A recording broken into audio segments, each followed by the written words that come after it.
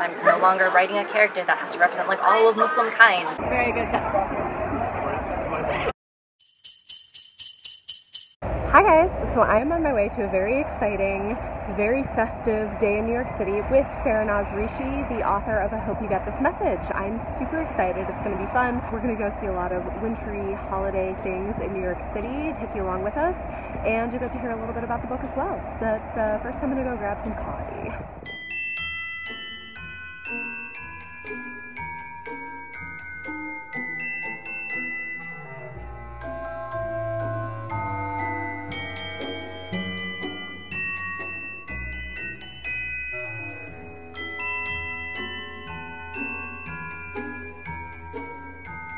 So I'm here with Farah Naz Rishi, the author of I Hope You Get This Message.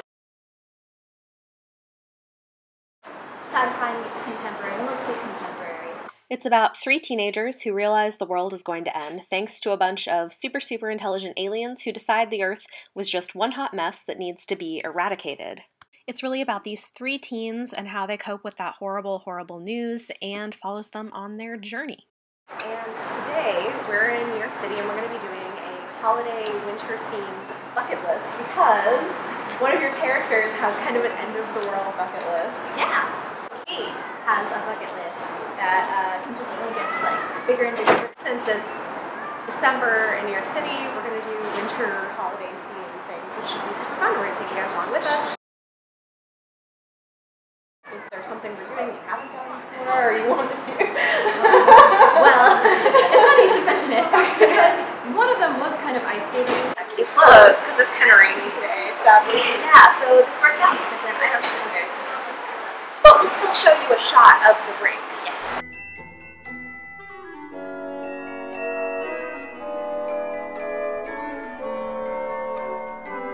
Hi guys, Editing Bethany here. I am just popping in to let you know that this video is a paid promotion in collaboration with Glasstown Entertainment for the purposes of promoting I Hope You Get This Message by Farah Naz Rishi. Now enjoy the rest of the video. It was a whole lot of fun hanging out with her all day and I had a lot of fun editing this, so I hope you guys enjoy this as much as I do.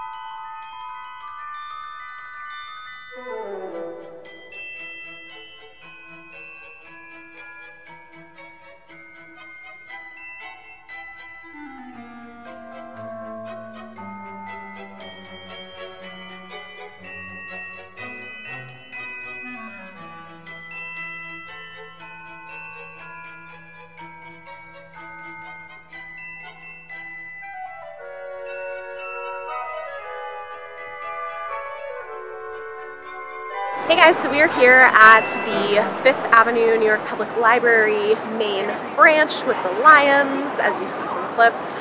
It's nice, a little bit quieter and less crazy than Rockefeller Center, although it's worth seeing. Let's do a few questions and chat more with Farah. I feel like the lion's looking at me. This is great. Yeah, so I went to Lion. He's so cute. They have names actually, don't they? I think they do. I don't remember what they are though. We should look it up. I'll put it on the screen. Yeah, I should know this. So this book has a lot to do with managing trauma and seeking closure or redemption. What drew you to writing about those themes? I think right now, with the way that the world is, it's pretty relatable. I think everyone is kind of experiencing this feeling of just like despair and sadness. It's really hard to turn on the news and not feel like absolutely overwhelmed. So I kind of wanted to write a book where we can confront those feelings and see characters that deal with it in healthy and maybe not so healthy ways, and hopefully learn from that, or at least, you know, not feel so alone. In the book, Kate, who's the one with the bucket list, Yes. cares for a mother who has schizophrenia, and we see the pain and challenges that that brings her. How did you approach writing about mental health, and why was that something you felt like was important to do? I had to approach it very carefully because it is a serious thing, and it's something that is it's very important to me. My mom grew up actually, and her father, my grandfather, had schizophrenia, so a lot of those experiences that Kate has are actually very near and dear to me. A lot of it was my mom's own experiences. I wrote it as best I could and as true to those real experiences, and then we had a really, really great team kind of look at that and do some sensitivity reads. That was really important to me that we get it perfectly right. And then, yeah, the rest is just being careful and doing a lot of research to make sure that I was using the right language and kind of also dealing with Kate's own struggle for learning about this mental illness and all of the complexities that, you know, are around it.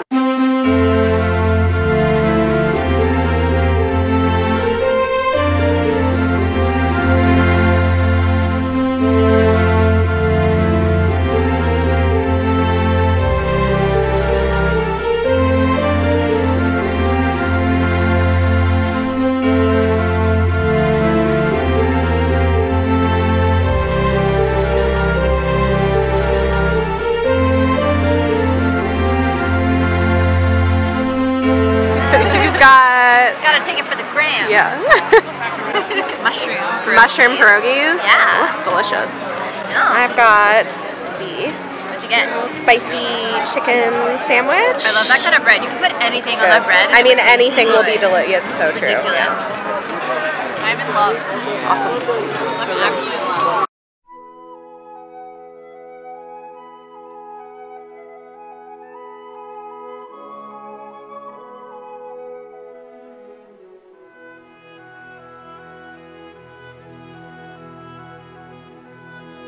What is a book that you've read recently that you've been loving? Love Boat Taipei. I'm obsessed with it. I actually brought, hold on, wait, this book is the one I was reading on the train. Look at that cover. I'm obsessed with it. It's very pretty. Awesome. So this is the book that I've been reading, and I was reading it on the train here, and I love it. It's so good. I highly recommend it. Yeah, that's been my favorite read so far of December, because it's probably the only book I've also read this December, because I'm on deadline. But yeah, highly recommend. Get this guy. What is your Hogwarts house? Ooh, Hufflepuff. Oh, okay. Yeah. Every time I ask people what they think I'd be, like without hesitating, everyone says Hufflepuff. It's like 100%. Okay, what about the characters in the book? Ooh, Jane's definitely Hufflepuff. Kate would be Ravenclaw, and I would say Jesse. He's Slytherin. He's definitely Slytherin. Yeah. Yeah.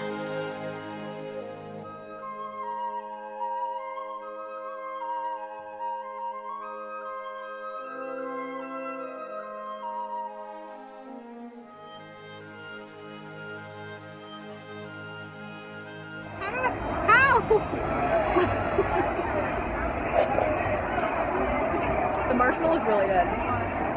Okay, I mean it's amazing, but like the only real way to like eat and or drink this is to basically just lock your face in it, like Pretty much. I mean, you're gonna have like I mean I already did. I have like it on your face.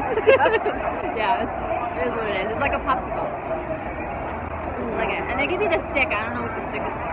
What is this for? I have no idea. Stirring? What am I supposed to stir? How do you stir it? Maybe after you drink the whipped cream. This is a monstrosity. I mean, it's delicious though. It's like really good. Yeah. I'm just mad at it until it's in my belly. It's like s'mores marshmallows and like whatever spices they put in the hot sauce. And the fear of God. Oh. Yes. Very good.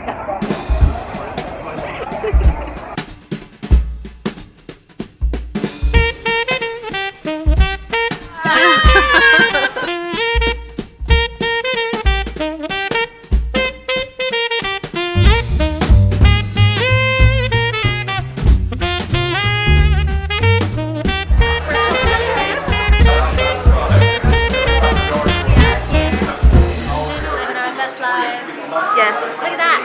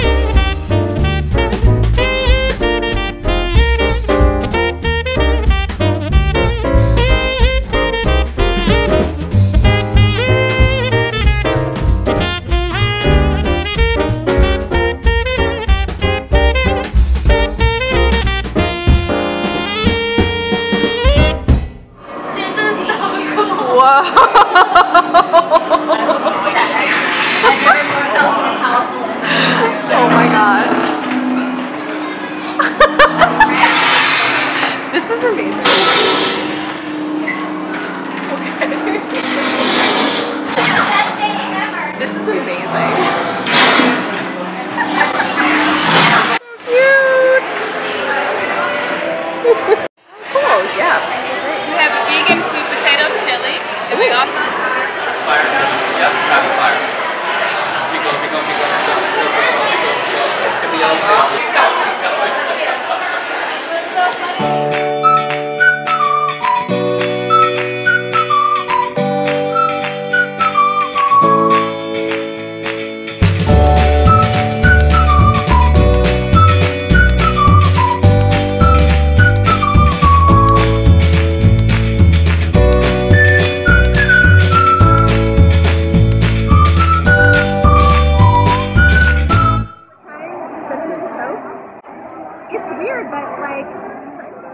We had to try the cinnamon Coke. It's kind of weird, but good, and very cinnamony. It's weird, but it's good.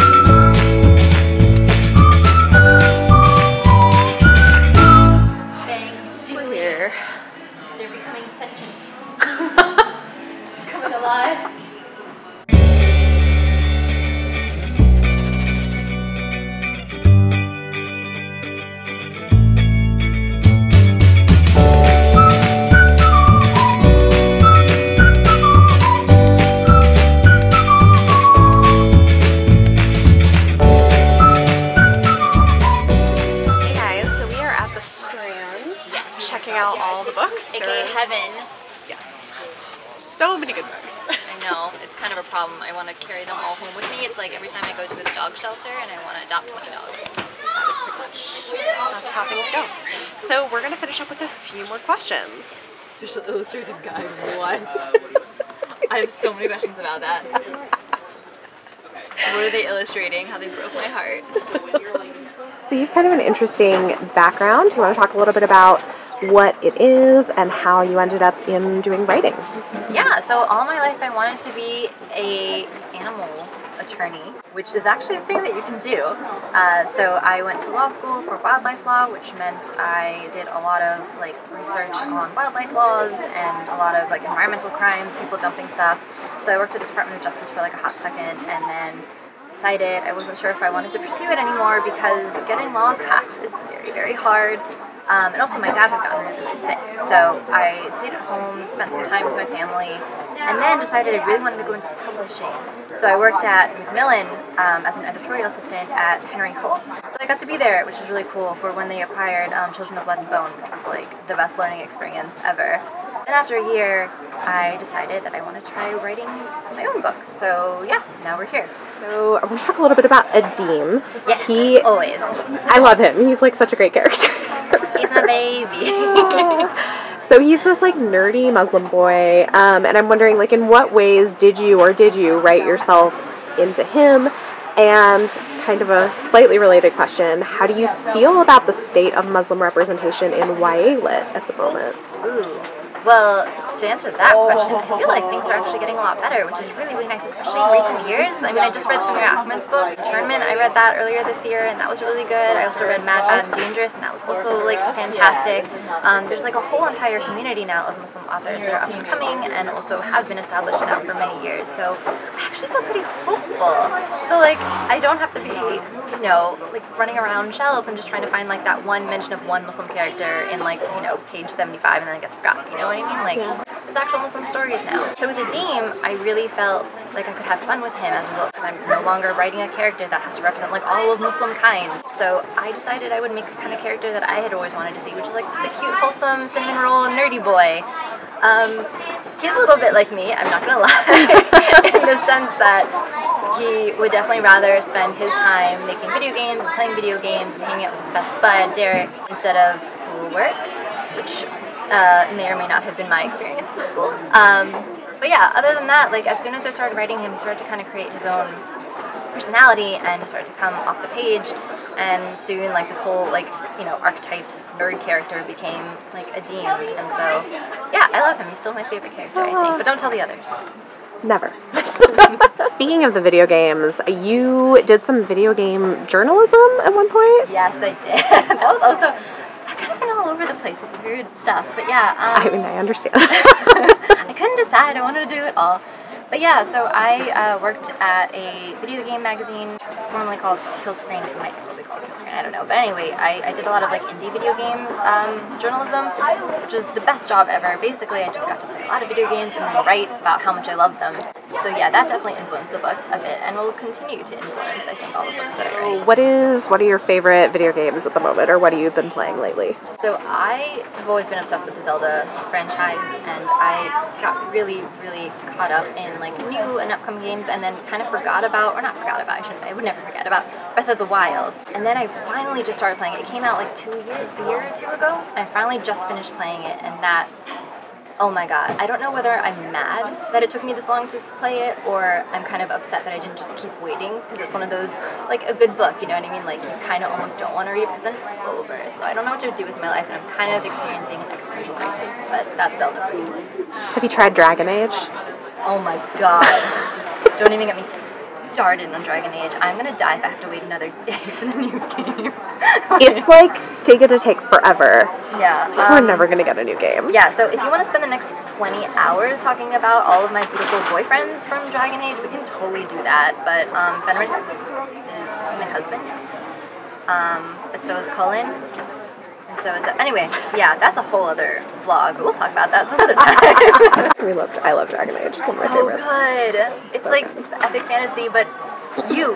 I am curious to know more about the aliens, and like wondering what kind of research went into writing about them. Ooh, a lot of research, because the problem with writing very, very intelligent, super intelligent aliens is that I'm not intelligent myself. Like, you know what I mean? Like, you have to write characters that are beyond your own experiences, and that's hard enough, right? But then when you write aliens, that's like a whole other like species.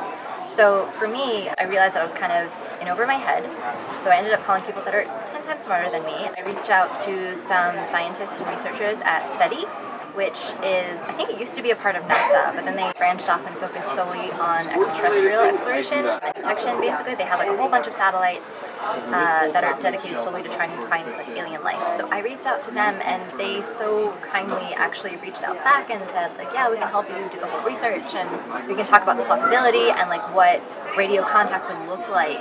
And they basically helped me through the whole process. So that was really, really nice. I also talked to a lot of other people that were really good with radios, and kind of all of that accumulation of information kind of came into building the Almayans. With a touch of legal research and stuff, which is really nice, because they have these like deliberations that are all throughout the book. And so in a way that was like my law school degree coming into play. So yeah. What would be on your end of the world, like aliens are gonna end the world bucket list? Ooh. I would have to say the first thing I'd want to do is probably, I don't want to spoil anything, but I kind of think I would have to go to the zoo or a shelter and just release all the animals. Just because.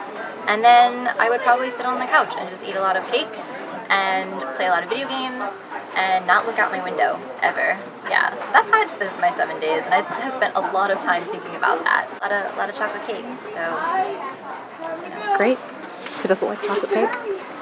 Not me, obviously. I wouldn't spend all 7 days just eating cake, no siree. This was your debut. How has that been for you? How's your debut experience been? Good, actually. Yeah, I'm still in one piece, which is surprising. The weird thing about writing books is that you put it out in the universe, and then you kind of get back to work, and in a way that's like a blessing and a curse, because on one hand, you know, it's out there and I want to know how other people feel about it, and I hope it touched other people, but at the same time it's really important to like look at your own paper and then just keep trucking ahead, and that's kind of what I've been focusing on, which has been really nice. But to my surprise, people have said some really good things and nice things and have been super welcoming, and of course like the Muslim writing community has always been there for me too, even since way before the debut. So I don't know, I feel like I'm in a great place, and I'm just really happy to keep doing this. What is next for you? What are you working on? I'm very excited to announce that I'm writing a rom-com, which is not anything like I hope you get this message, but it is super diverse and it is very desi, and there are Bollywood-style wedding dances, and I'm kind of pitching it. I won't give away too much, but it's kind of like if you love You've Got Mail and Pride and Prejudice, then I think you might like this rom-com. I'm so here for it. Yay! Good! Then I'll keep writing. Yes. Okay, so thank you so much for hanging out with me today. I had such a good time. This was amazing. This is a lot better than the actual apocalypse, though, I have to say. Absolutely. I am much more here for like a holiday New York bucket list. It's a lot more wholesome, a lot less death, a lot less dangerous. Yeah. Go pick up the book and read it. It's wonderful. It's been fun. Comment down below. Let us know what your favorite thing on our bucket list from today was, and we'll see you next